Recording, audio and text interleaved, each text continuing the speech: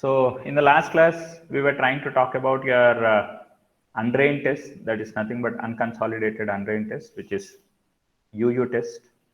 Okay. So in today's class, we'll go on to understand the other type of lab test based on which we can determine the shear strength of the soil is your vein shear test. Okay. Before I quickly go on to the vein shear test, let me give some idea about what is called as critical void ratio. Casagrande, from his studies, what he has carried out on both drained or undrained tests, in the case of your triaxial test, basically what I am referring to, where the tests what he has talked about, either the drained or undrained test, what he has referred to is conducted on what is called as loose sands and dense sands. And what he has observed is, let's say, if you are trying to talk about the deviatoric stress curve versus your strain in the vertical direction. So when we have plotted the graph, we said in the case of your soils which are said to be dense sands, you might be getting your stress versus strain curve, something like this. In the case of your loose sands, we said we might be getting our stress versus strain curve, something like this. Okay. So this we said in the case of normally consolidated clay, our loose sand will be getting the curve like this. And this curve we said we will be getting in the case of your over consolidated clay or dense sand. This is what we have seen earlier when we have talked about your different tests, different triaxial tests, or maybe your direct shear test. So what we have seen is this pattern of the curves that we have coming that we are going to be coming across when you are talking about your stress versus strain curves. Now, what Casagrande referred here is, in case if we are trying to talk about a graph between your vertical strain versus the void ratio in the soil.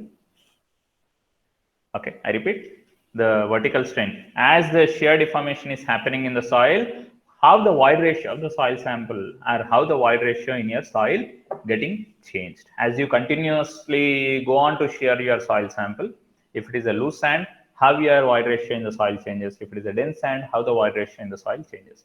So what we understand in the case of loose sand is, as you continuously go on to shear your soil sample, the volume of the soil starts slowly decreasing, which indicates the density of the soil slightly increasing as you continues to go on shearing your soil sample.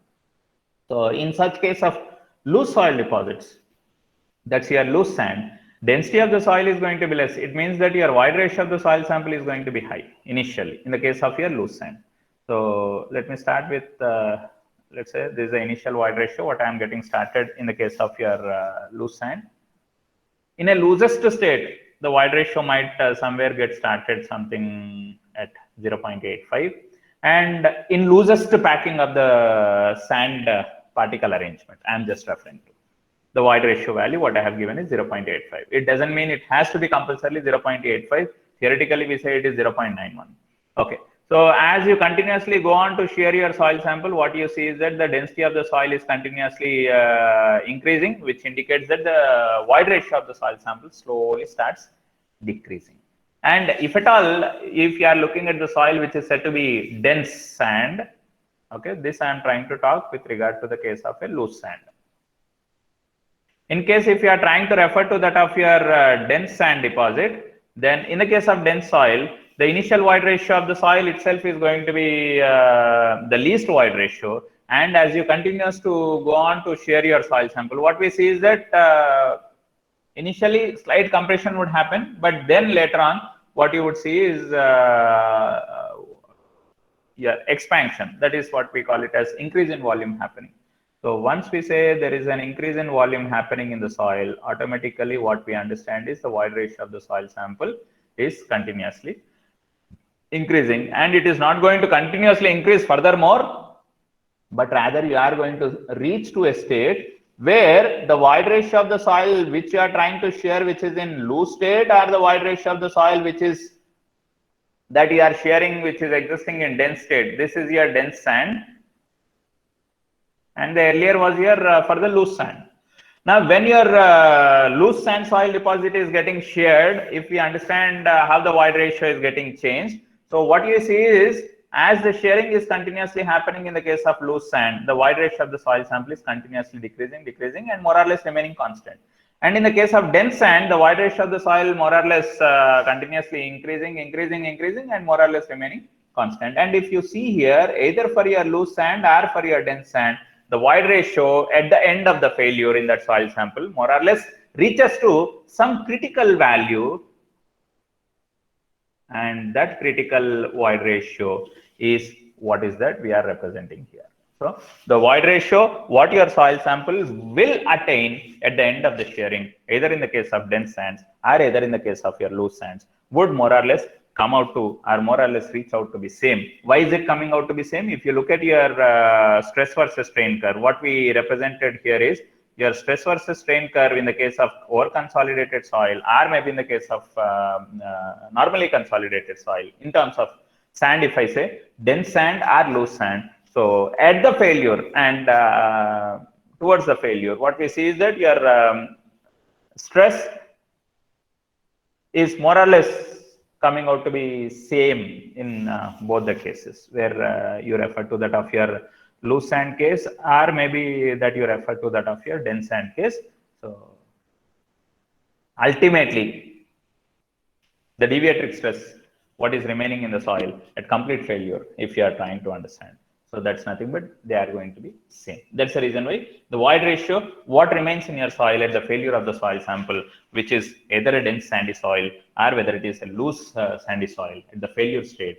So your void ratio is going to be constant, or more or less reaching to be same value in both the typical type of soils. And such void ratio is what we call it as your critical void ratio. And what Casagrande said is, your so-called critical void ratio, whatever we are trying to refer to, is basically a function of the gradation of the soil, the angularity value of that soil, whether you have round values, whether you have what is called as your angular particles, subangular particles, and so on. And it also depends on what is called as your confining pressure.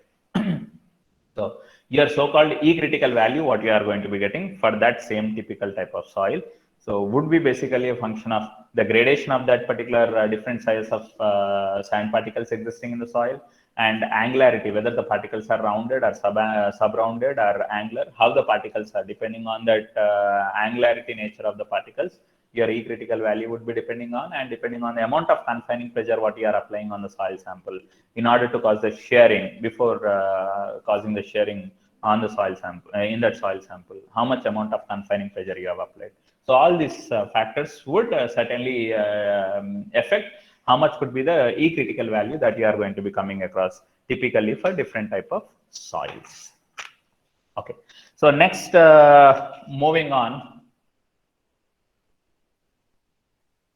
is with your another test, that is your Vane shear test. Okay, so ultimately, what is the purpose of this Vane shear test? Here, the purpose of Vane shear test is once again to determine the shear strength of the soil only. But which shear strength are we referring to here? It is your undrained shear strength of the soil. Okay, so we are going to determine the undrained shear strength of the soil based on this Vane shear test. Okay, so Vane shear test is a simple and a quick test which can be performed either in laboratory or in the field. So as of this course is concerned, we'll be looking at the Vane shear test with respect to only the laboratory part. So in the next course, that is your foundation engineering course, we'll be talking about how do we determine the strength of the soil by carrying out the Vane shear test directly in the field.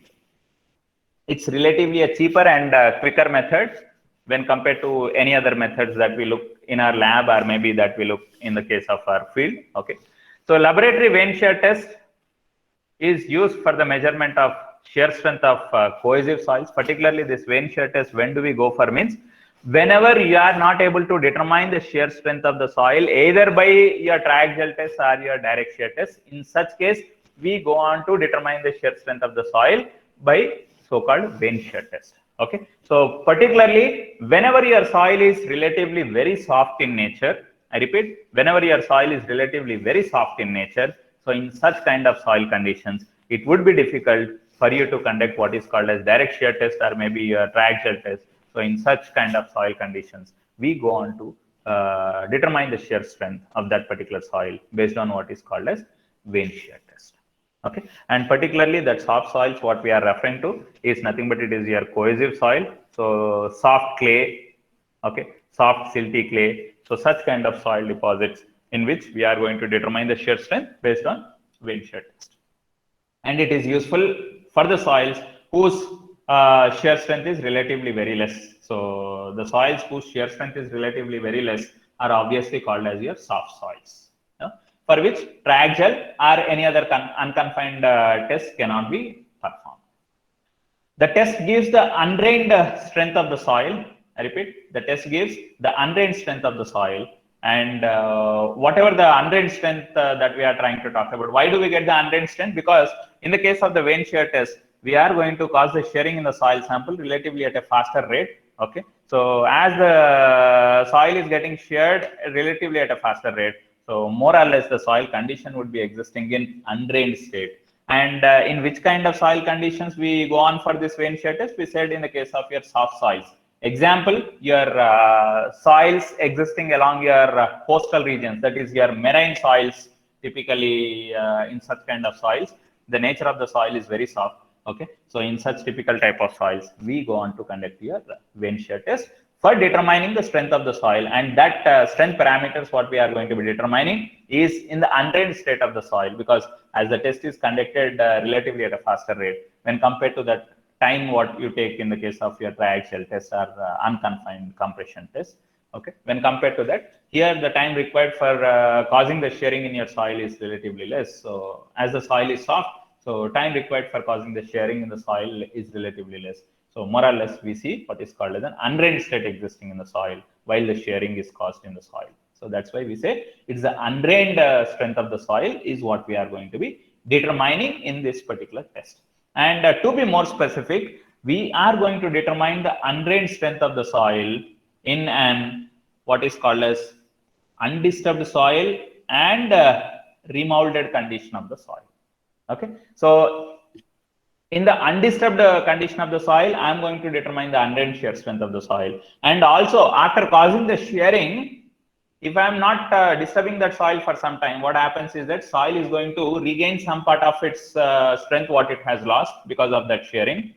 Okay, there could be some type of soils where those soils, if you are not allowing any more disturbance, if you are not trying to cause any disturbance to that further after causing the shearing, so those soils will certainly develop bond between the adjacent particles again, and it tries to regain its complete strength. There could be some soils where the soils could regain its complete strength after some time, or there could be some soils which could regain only some portion of the strength what it has lost after your shearing is done in that particular soil. Okay, so what is that we are going to be looking at from your vein shear test is under undisturbed condition, what is the strength of the soil?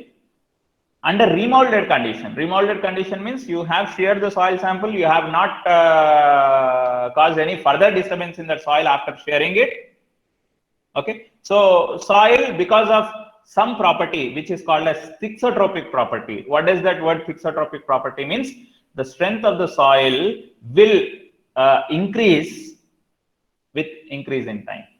Okay, so it's the bonding between the particles once again starts getting developed after having the shearing in the soil grains. So because of that bond, what gets developed between the particles, so strength of the soil slowly starts increasing.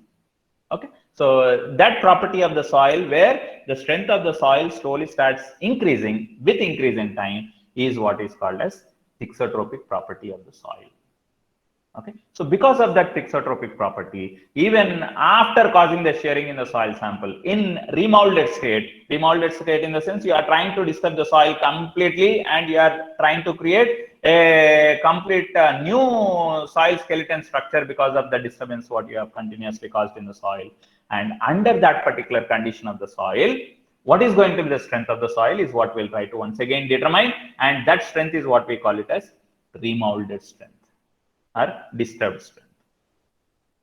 So we will try to determine what is called as undisturbed strength and remolded strength. Depending on the ratio of what is called as undisturbed strength to that of your remolded strength, we will understand some particular parameter regarding the soil, which we call it as sensitivity. So ultimately, from this data of what is called as the undrained strength in undisturbed state to that of your remolded state, if I am trying to find out the undrained strength of the soil, what I am going to be ultimately determining from the test is I am going to find out what is called as the sensitivity of the soil.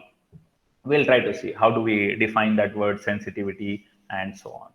So when it comes to your vein shear test, as we said, we are going to be looking at what is called as laboratory vein shear test and field vein shear test. As of this course is concerned, we'll not be looking at this for now. So what we'll be focusing is only on our laboratory vein shear test. So this is typically how your laboratory vein shear test setup looks like. Okay, it's a very simple and compact setup, very small setup. Okay, so here is a cylindrical mold, what you could see here. In this cylindrical mold, we are going to be taking what is called as your undisturbed soil sample, which is relatively in soft nature. And you have some blades here, which we call it as veins. So we push those vein blades into the soil and we try to rotate those vein blades by applying some torque. Okay, you can see some handle here. Okay, so by rotating that handle, there is a torque with which you are trying to cause the shearing in the soil sample. So when you rotate the handle, there is a vertical member to which your veins are connected. Okay, so you are going to have two set of vein blades, which are perpendicularly, or four set of vein blades to be specific, which are at perpendicular to each other. They are welded perpendicular to each other. I'll just show you the orientation of those vein blades. Those set of four vein blades, which are going to be pierced, which you try to push it into the soil. So after pushing it into the soil, you try to rotate those vein blades inside your soil. And when you are trying to rotate your vein blades inside your soil, because of the amount of torque what you have applied on those vein blades to rotate them, so soil inside what is coming in contact with the vein blades is getting sheared there. And from that, we are trying to determine how much was that torque required to cause the shearing in the soil sample. And based on that torque which is required to cause the shearing in the soil sample, then we go on to determine what is called as your shear strength of the soil. Okay, this is how typically how your vein blades will be looking like in the sectional view. Okay, so these are your four set of blades which are welded together to what is called as a rod. Okay, small thin rod. Okay, so the stiffness of this thin rod should be higher than that of the stiffness of your soil which you are trying to shear, because if you are trying to apply the twisting moment, this steel rod, which is in turn having your vein blades connected, so those steel rods should not have any shearing in them. Okay, so in the other direction, perpendicular to this setup, you will be having the other two vein blades. Okay, so you can have either your vein blades of this shape, or you can have your vein blades with tapered shape also. A vein shear testing equipment consists of four thin stainless steel rectangular plates called as vanes, welded orthogonally to a high tensile steel rod. Okay. A torque measuring arrangement such as a calibrated torsion spring is attached to the rod. So you have a spring mechanism which is attached to this rod. When you are trying to rotate this rod, spring which is attached to this rod also gets twisted, and because of that twisting in the spring, you are going to see the rotation happening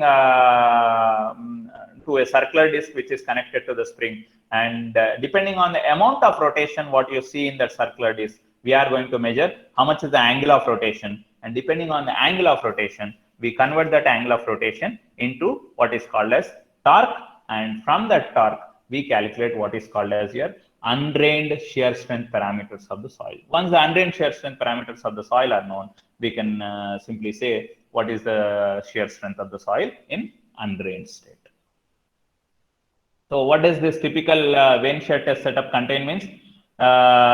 It is going to be containing what is called as a vein shear test setup, okay, and specimen, that is the soil which you are going to be placing in what is called as your specimen container, which is a cylindrical shaped container, and a weighing balance.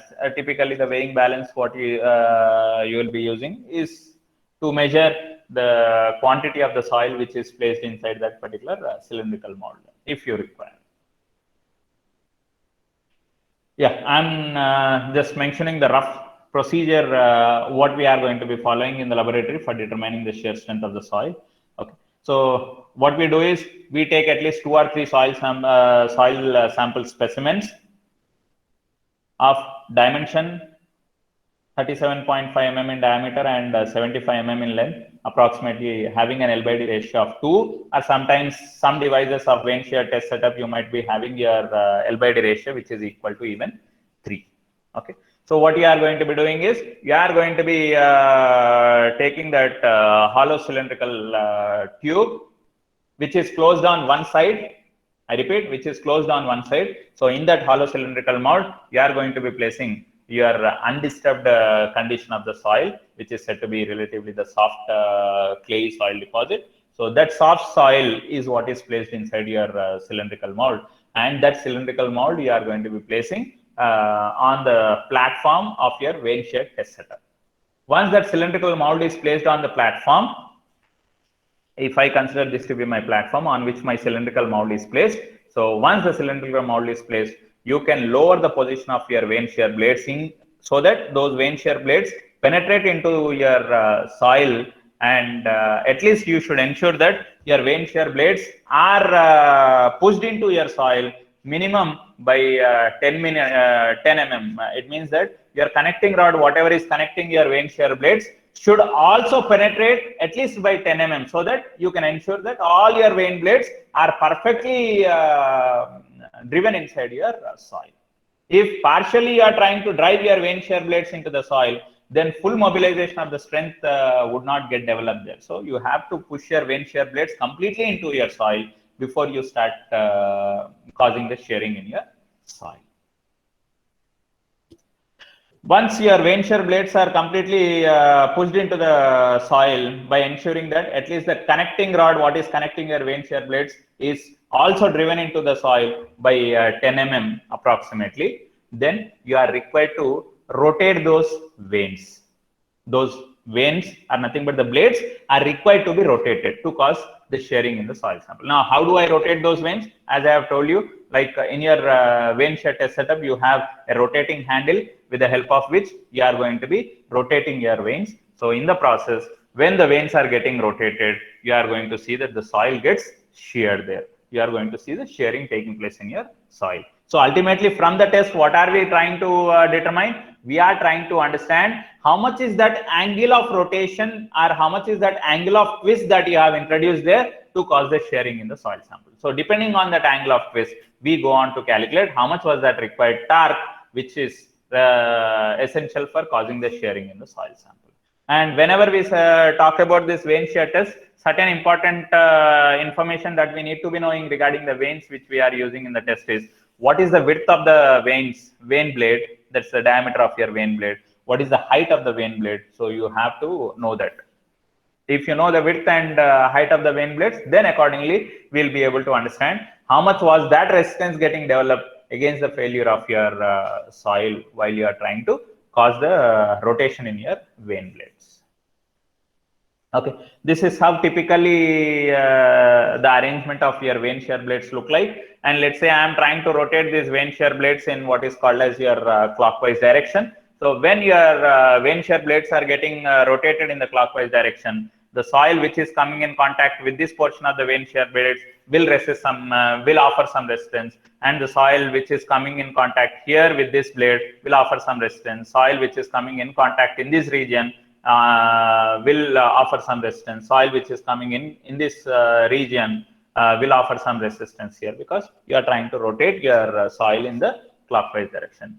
So it's not that you have to rotate in the clockwise direction. It can be in an anti-clockwise direction also. But however, most commonly you would be seeing that the handle being rotated in the clockwise direction. Now, what is the total torque or the twisting moment that is required to be applied to cause the failure in your soil sample, if I want to understand? So total torque that is required to cause the failure in the soil sample is nothing but it is equal to the total resistance that is getting developed before the soil is said to be undergoing the failure. So what is the total resistance that is getting developed before the soil is undergoing the failure? Means the resistance what is getting developed along the circumference of that failure surface, because when you are trying to rotate those blades, what kind of surface area that gets formed? It's a cylindrical surface what is getting formed along the height of the vane blades. And at the bottom of the vane blades also, when the soil is getting sheared, at the top of your vane blades, when the soil is getting sheared, you have a circular cross-sectional area what is getting formed at the top as well as at the bottom. So in terms of that, if I go on to calculate what is the total resistance that gets developed in the form of your torque value, if I want to calculate. So I'm not going into the complete derivation part of it. Okay. So this comes in the form of your cylindrical surface resistance, what is getting developed on that cylindrical surface. And this comes in the form of resistance, what is getting developed on the bottom of the vane shear blades, at the top of your vane shear blades, resistance, what is getting developed. That's the reason why it is into two.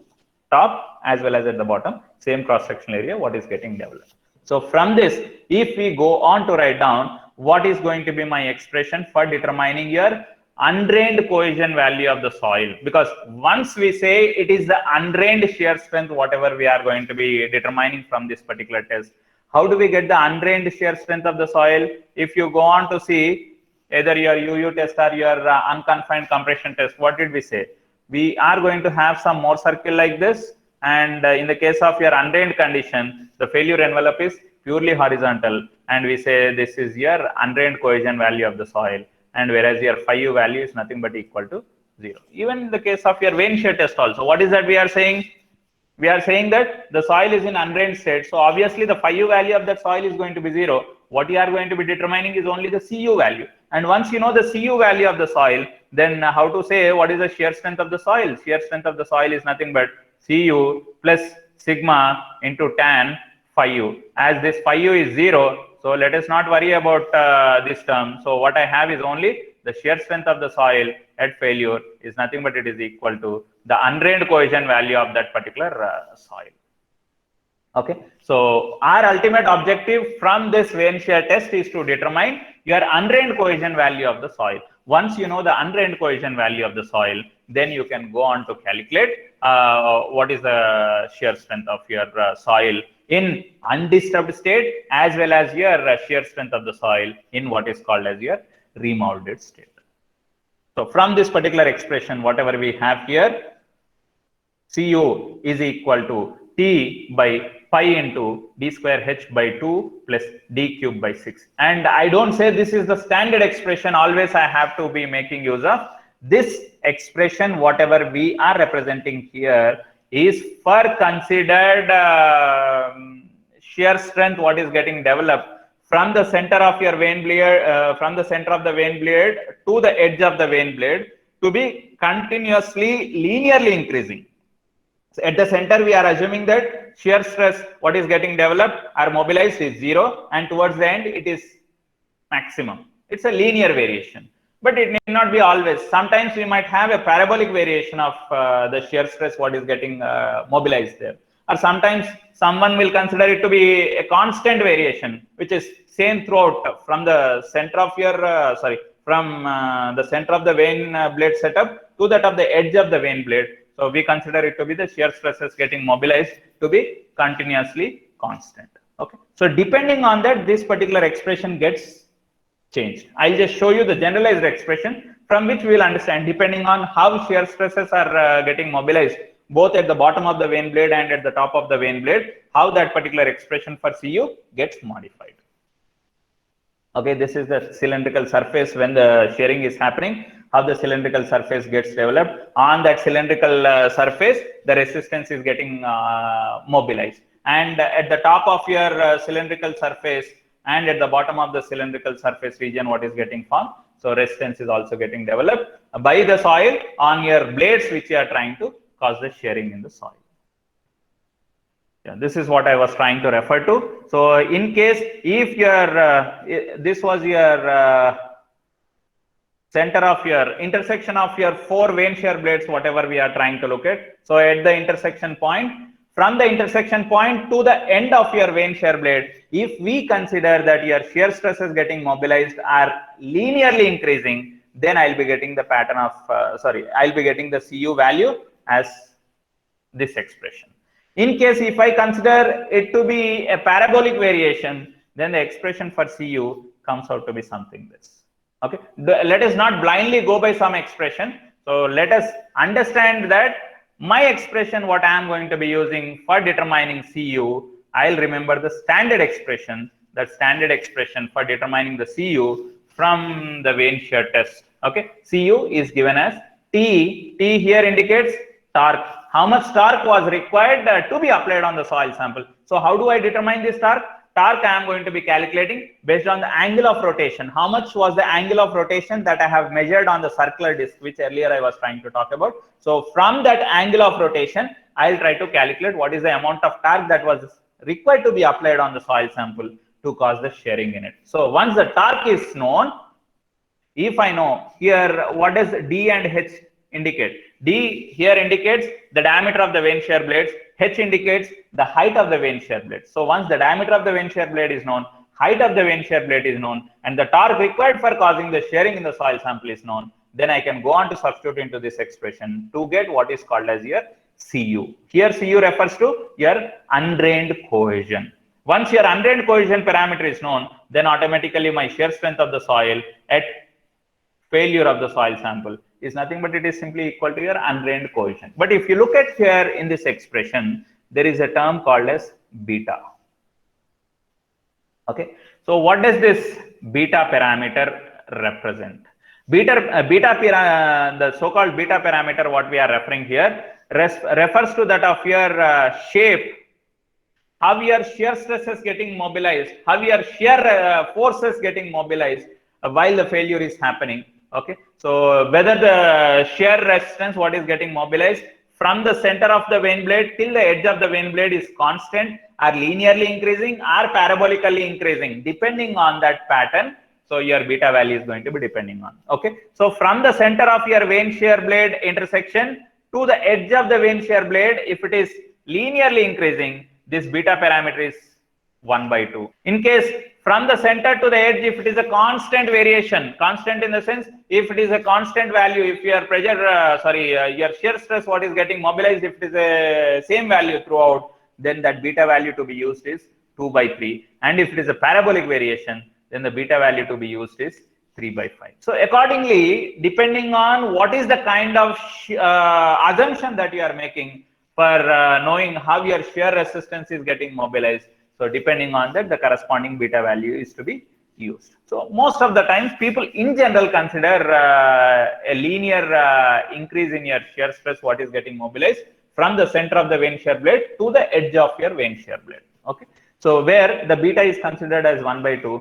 If I substitute beta is equal to 1/2, then what I'll be getting is in the denominator it is by 8. Okay, so if I go on to write your expression, look at your expression, beta if it is substituted as 1/2, so my denominator term comes out to be pi into d square h by 2 plus d cube by 8. So that's what I was earlier also showing you. Yeah, so pi into d square h by 2 plus d cube by 8. In case if you are considering a parabolic variation for the shear stress, what is getting mobilized from the center of the vane shear blade to the edge of the vane shear blade, so the beta value is 3/5. If beta is substituted as 3/5, then what I'll be getting here is 3d cube by 20. So that is what we have here.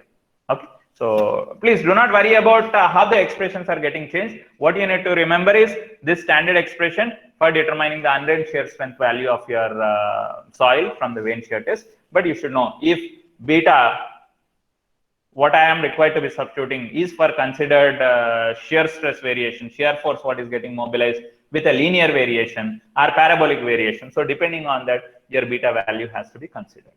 So For that particular considered beta value, you will be getting what is your undrained shear strength parameter of the soil. If you know the diameter of the vane shear blade, if you know the height of the vane shear blade, and if you know how much is the amount of torque that was required to be applied to cause the shearing in your soil sample. Okay. So when you are trying to talk about your the failure, okay, look at here. There is a plot what we could understand, which is plotted here. On the horizontal axis, we are indicating your shear displacement. On the vertical axis, what we are here indicating is your shear stress.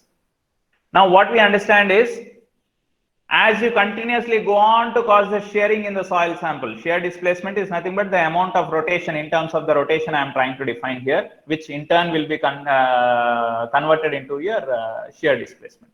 Okay, so as you continuously keep on shearing the soil sample by rotating your vane shear blades, what is that we are getting? Continuously, the strength of the soil shows that it's more the torque you apply, more is the resistance offered by the soil. More is the torque that you apply, more is the resistance that you that your soil is going to be offering.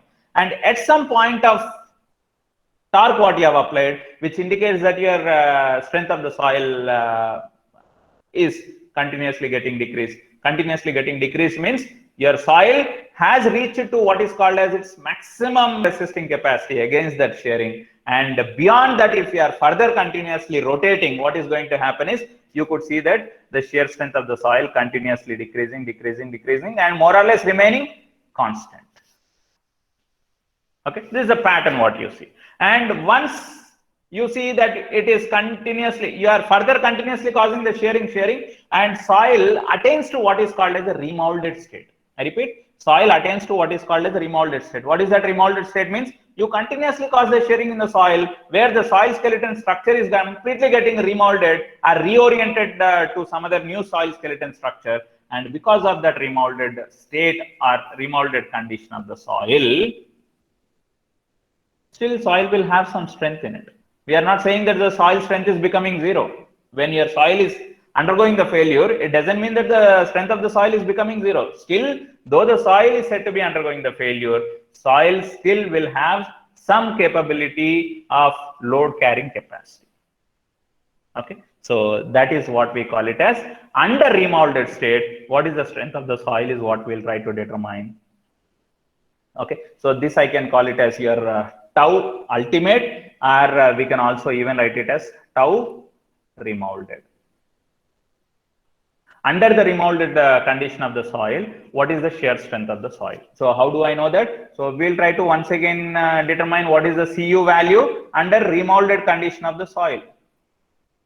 Now, how is this tau peak we are referring is calculated based on your undrained cohesion value only. Okay, this is at your undisturbed condition. What is the maximum strength that your soil has got? Okay, so once you know what is your undrained cohesion value at the undisturbed condition of the soil, and once you know what is the undrained cohesion value at your remolded state or at ultimate state, if you know, then you can go on to determine what is called as sensitivity of the soil. Okay, so sensitivity of the soil is nothing but here, as per what is indicated, can be defined as your peak strength to that of your ultimate strength, or in the other way I can also write it as this sensitivity of the soil, generally indicated with the notation ST, can be represented as Cu in undisturbed state to that of the Cu value of the soil in remolded state. Okay, so you are going to determine the sensitivity of the soil depending on your undrained cohesion value of the soil, what you are getting for undisturbed condition of the soil and under your remolded condition of the soil. So what we typically do in this vane shear test is you are going to be pushing these vane shear blades into the soil, and you are going to be applying the torque. Because of the applied torque, you could see some division marking. So you would see that this needle continuously gets rotated, which indicates that there is some angle of twist what you are trying to introduce. So whenever you understand that the soil has failed, so how do I know that the soil has undergone the failure? So whenever your needle, whatever is indicating the divisions on the circular disc, whenever that needle rotates back, instead of continuously moving in one direction, if it rotates back, which indicates that the failure has happened in your soil sample. Or there could be another possibility. If your needle is not getting changed from its position, though you are continuously rotating the handle, but you are not seeing that your needle is getting rotated on that circular disc, which indicates that there is no more further angle of rotation happening in your additional angle of rotation happening in your vein blades. Vein blades are simply getting rotated. So even that case also indicates that your soil has undergone the failure. If the needle indicating the angle of rotation is going back, or if the position of the needle is not getting changed, if you are continuously causing the shearing in the soil sample, both of them indicate that your soil sample has failed. Okay, so once your soil sample has failed, then we'll see what is the maximum angle of rotation that you had in your needle, and depending on that maximum angle of rotation, you calculate what is the torque corresponding to that angle of rotation, and for that corresponding torque, we go on to calculate your undrained cohesion value of that particular soil in undisturbed state. And that same soil, what you have caused the shearing in it, you try to continuously rotate your vein blades for some more rotation. Then what happens is that soil which is in the surroundings of that vein shear blades gets to another soil skeleton structural arrangement, which we call it as remolded state of the soil. So we continuously cause the shearing even after soil said to be undergoing the failure. So we continuously rotate the blades in that particular soil, and we leave it for some time, so that because of the thixotropic property of the soil slowly starts regaining some of its lost strength. And once you understand that yes, soil has regained some of its lost strength after leaving it for some time, then once again perform what is called as your vein shear test on that remolded condition of the soil. And once you perform what is called as your vein shear test once again on that remolded condition of the soil, under that remolded condition, once again soil will offer you some amount of resistance against the failure. Okay, so that resistance is what we call it as your undrained cohesion value, or your shear strength of the soil in remolded state. So calculate your shear strength of the soil in undisturbed state, and calculate the shear strength of the soil in remolded state, and the ratio of shear strength of the soil in, so I am defining what is called as sensitivity. So where this word sensitivity is indicated as ST, we write this ST as undrained cohesion value of the soil in undisturbed state to that of the CU value of that particular soil in remolded state. Or in the other way, I can also write it as shear strength of the soil at failure in undisturbed state, okay, to that of the shear strength of the soil at failure of the soil sample when it is in remolded state. Okay, so that's how I can go on to calculate what is called as the sensitivity of the soil based on your vein shear test. Now, depending on the vein shear test data, that is, after knowing what is the sensitivity of the soil, what is the use of that data?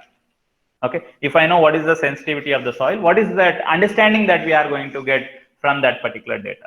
So what we know from this sensitivity value is, okay, so if your sensitivity value of the soil, if the ST, that's the sensitivity value of the soil, is somewhere in between 1 to 2, we say the soil condition. Depending on the sensitivity of the soil, we can understand how is going to be your soil condition. Whether your soil is said to be very sensitive or less sensitive.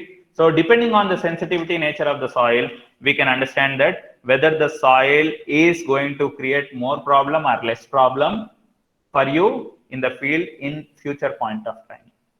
In undisturbed state, some soils will exhibit very high strength, but because of some disturbance what is caused, the strength of the soil suddenly decreases by a large margin, which could completely collapse your structure. Let's say, for example, there is an impact load what is generated in the ground, or maybe a slight earthquake what that particular region had. If the soil is said to be highly sensitive, then what is going to happen is, if the soil is highly sensitive, what does it mean? Sensitivity value of that soil is high. And if the sensitivity value of the soil is high, what does it indicate? It indicates that the shear strength of the soil in undisturbed state is very high when compared to that of the shear strength of the soil in remolded state. So when the soil is in remolded state, the strength of the soil is drastically decreasing. So if such kind of soils you are encountering in the field, you have to be very careful, because in undisturbed state, those soils seems to be very strong, capable of taking whatever loads that you are applying. But whenever there is some small amount of disturbance caused, or when some kind of sudden loads getting transferred onto the ground, which are disturbing the soil skeleton structure, then automatically the strength of the soil suddenly decreases in some particular type of soils. So which could completely cause the collapse to the structure which is existing on that soil. Because in undisturbed state, I understood the strength of the soil is relatively high. Yes, no problem. I thought I constructed my structure. But because of some disturbance caused to the soil in the ground, then the strength of the soil suddenly decreased. And because of which the structure what I thought which would be safe is no more going to be safe on that particular ground. So that's the reason why we go on to understand what is the sensitivity of the soil, whether the soil what I am looking at is highly sensitive or less sensitive or not very much sensitive. So depending on that, we will be able to get an idea of whether we can go on for construction of very high-rise buildings, or whether we require any treatment to be whether we need to do any particular treatment for that particular soil, so that your soil becomes relatively strong, and then that can be used for construction. Okay. So depending on your sensitivity value of the soil, we will be able to understand the condition of the soil. Let's say, for example, if the sensitivity value of the soil is in between 1 to 2, we say that soil is slightly sensitive. Okay. In case if the sensitivity value is in between 2 to 4, we say that particular soil to be medium sensitive. In case if the sensitivity value of the soil is in between 4 to 8, we say that particular soil is very sensitive. In case if the soil has got the sensitivity value somewhere in between 8 to 16, we call that particular soils to be slightly quick clays. It's a very quick response in terms of the variation in the soil, okay, but relatively in terms of a slight quick condition. And if the sensitivity is somewhere in between 16 to 32, we call it as medium quick clays. In case if this sensitivity is somewhere in between 32 to 64, we call it as very quick clays. In case if the sensitivity is greater than 64, we call it as extra quick clays. Let's say, for example, for some soil, the sensitivity is something given as 10. If the sensitivity value of the soil is given as 10, what does it mean? In undisturbed condition, the strength of the soil is 10 times more than that of the soil in disturbed condition or in remolded condition. Okay, so it means that if you are trying to cause some disturbance, some remolded condition to your soil skeleton structure, the strength of the soil decreases by 10 times. If undisturbed strength of the soil is 100 kilopascal, then in that remolded state, for that soil which has got sensitivity value to be 10, then remolded condition of the soil will offer you only strength of 10 kilopascal, whereas undisturbed strength is 100 kilopascal. So that much huge variation you have got in the strength of the soil because of some disturbance caused to the ground. Okay, so you have to be very careful in knowing the condition of the soil before you go on to construct any structure on it. So understanding the condition of the soil, not just only by its undisturbed state, you will be determining the parameters of the soil. When the soil is getting disturbed, when the soil is said to be getting remolded, okay, so in such condition, how is the strength of the soil getting changed? That is also very important for us to understand. Okay, so once let's say we have got different tests from which we were trying to talk about determining your undrained shear strength parameters of the soil. That is your CU parameter you are determining from your unconfined compression test, you are determining from your undrained test, and CU value you are getting from your vane shear test also. Now the CU value what you get from your vane shear test and from the other tests, are they going to be same? Not exactly. Okay, so the CU value what you get from vane shear test, what you get from your UC test, what you get from your UU test, they need not be same because the test conditions are different. Though I am calling it as the undrained cohesion value of the soil, but still that so-called undrained cohesion value, what I get for that particular soil from vane shear test, from UU test, from UC test, are going to be slightly different. Okay, you cannot say the CU what I have got for that soil from vane shear test is the accurate value. Not exactly. Okay, so there will be a variation because from UU test also you are determining the CU, from vane shear test also you are determining the CU. So you cannot exactly say both the CU values are same because the test condition of vane shear test is different from the test condition of your UU test. So the CU value what you get from your UU test would be different from that of the CU value what you get from your vane shear test. Okay, so what Zeram in 1974 found is the CU value what you get from your vane shear test cannot be directly used in the design of any geotechnical engineering projects. The CU value of that particular soil what you have determined from the vane shear test is what is understood to be not very accurate. So in order to use that CU value, whatever you get from the vane shear test, in order to use it in the design of any geotechnical engineering structures, that CU value, whatever you have got from the vane shear test, has to be corrected for using it in your designs.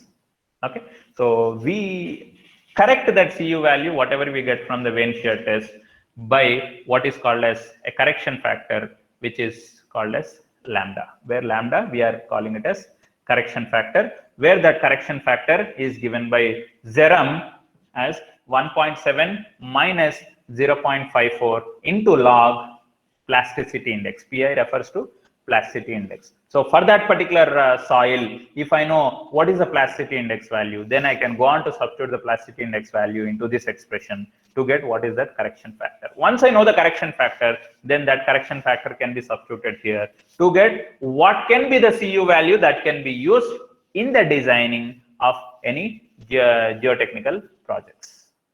Okay.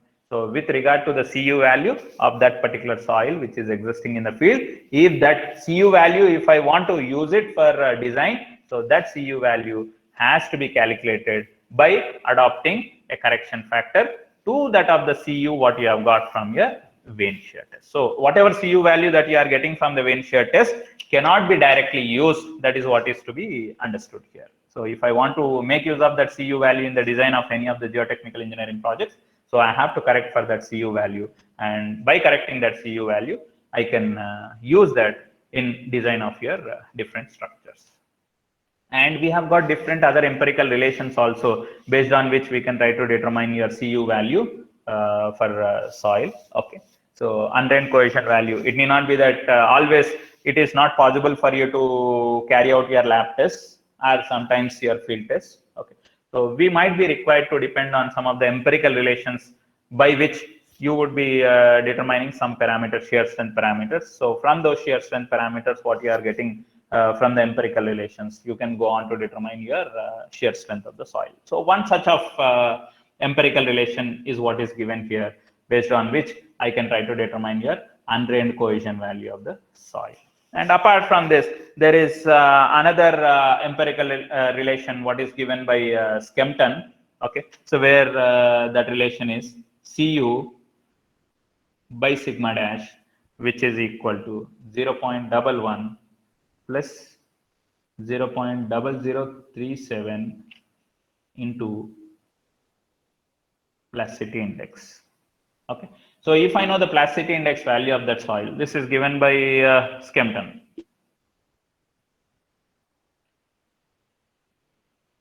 Okay, So if I know the plasticity index value of that particular soil, so depending on the plasticity index value of that soil, and if I can find out what is the effective stress existing at that particular depth in the ground, okay, for which for that particular soil for which I am trying to determine the undrained cohesion, okay. So let's say, for example, this is my ground, and if I want to know the soil here, whatever I am referring, what is the Cu value of this particular soil? So if I want to know the Cu value of this particular soil, which is there at a depth of some Z meters below the ground, so the Cu value of this particular soil that is there at a depth of Z meters below the ground, I can try to calculate from this expression. So how do I get it? Cu is equal to sigma dash into that complete expression, 0.11 plus 0.0037 into plasticity index. So for that particular soil for which I am trying to determine the Cu, so if at all I can collect this soil in disturbed or whatever condition, I will take it to the lab to determine your liquid limit and plastic limit value of that particular soil, which is there at a depth of Z meters. So once the plastic limit and liquid limit values are known, I can go on to determine the plasticity index value of that soil. Once the plasticity index value of that soil is known, then I'll also try to understand from what depth I have taken that soil sample. So depending on the ground condition there, I'll go on to calculate your effective stress. So once the effective stress of the soil is known, then I can calculate your undrained cohesion value of the soil. Okay. Once the undrained cohesion value of the soil is known, that undrained cohesion value itself is what you call it as your shear strength of that particular soil, which is existing in undrained condition. So what I just want to make you understand is, you are not always going to have what is called as your lab test results or field test results, depending on which you determine the shear strength of the soil. But sometimes if your lab test results according to your requirement and field test results according to your requirement are not available, still you can go on to determine the shear strength of the soil based on some empirical relations that are available. That is what you mean to understand. Okay. So what are the advantages and disadvantages that we have got with regard to this vane shear test? So the advantages is the test is simple and quick.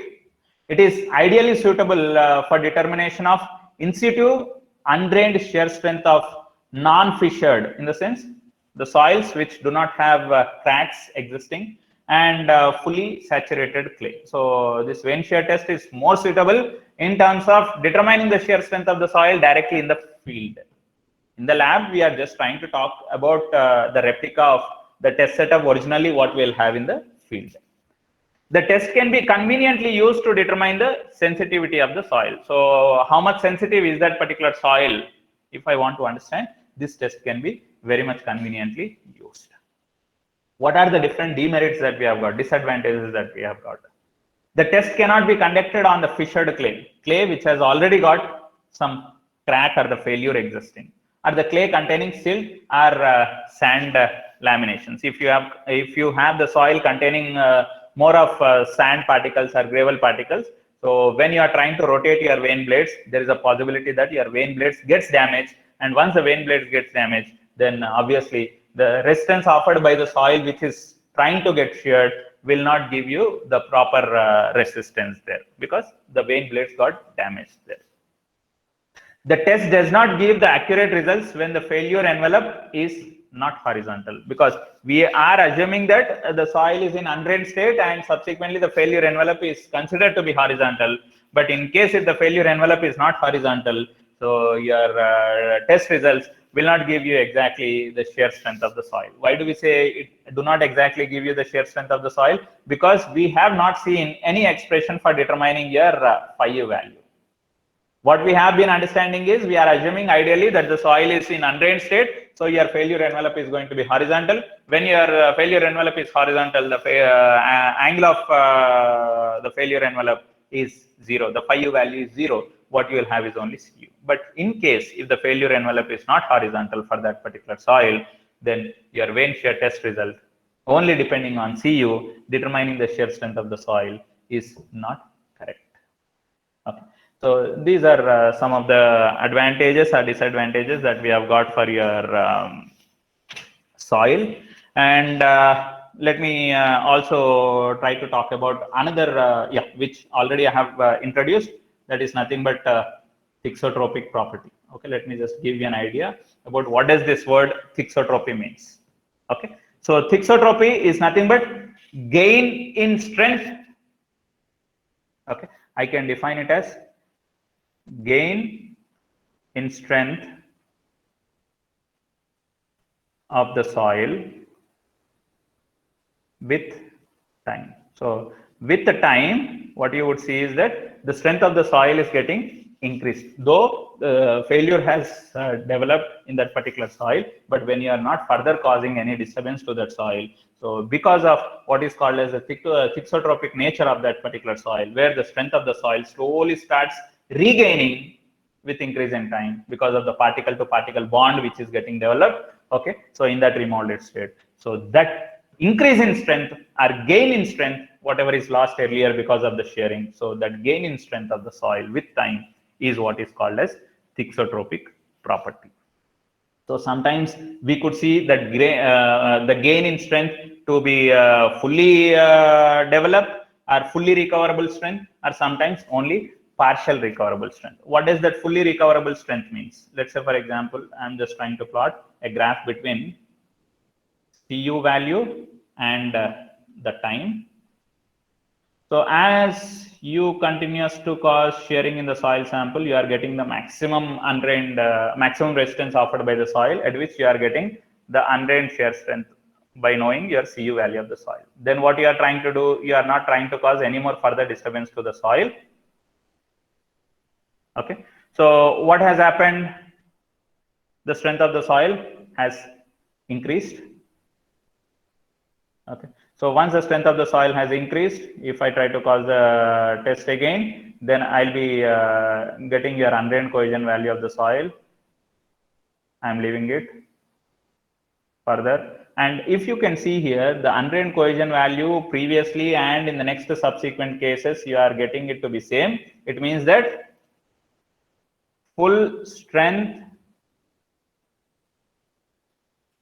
is recovered. In case if the full strength is not recovered, what does it mean?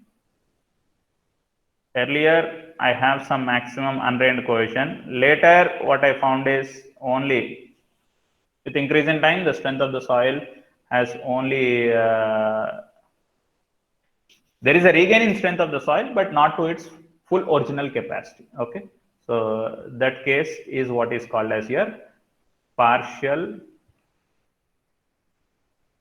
strength is recovered. Okay, so that is what we understand with regard to what is called as thixotrophic property of the soil, where if we are not causing any further disturbance to the condition of the sheared condition of the soil, the strength of the soil is getting regained. Okay, so that regained property, regained strength of the soil, that particular property of the soil is what we call it as thixotrophic property. Okay, so I'll stop my discussion here.